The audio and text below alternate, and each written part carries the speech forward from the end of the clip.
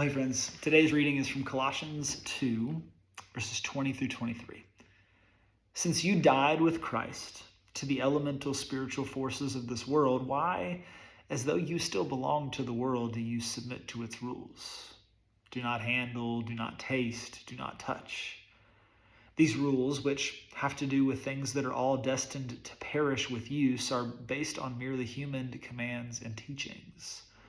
Such regulations indeed have an appearance of wisdom, with their self-imposed worship, their false humility, and their harsh treatment of the body, but they lack any value in restraining sensual indulgence.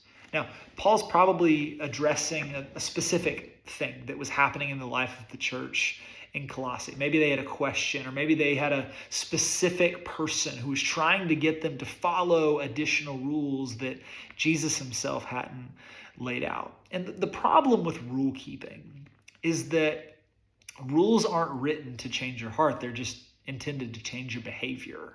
And that's really what Paul is getting at, is there's so much temptation to live really well, to follow the rules, but the problem is those rules don't actually change you from the inside out. The rules are just intended to modify your behavior, to get you to live in line with a certain thing. But what Jesus is really after is your heart being changed, about actually learning to restrain your life, to live more fully.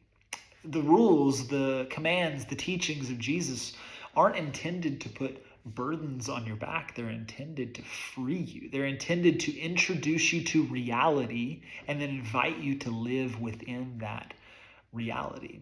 So I want you to know, you are saved by Jesus. You're not saved by rule keeping. You experience life through Jesus and his ways, not in perfect rule keeping. So I pray that gives you a bit of freedom, like I'm sure that the church in Colossae got when they read these words from Paul a couple thousand years ago. I'll see you in the next one. Grace and peace, my friends.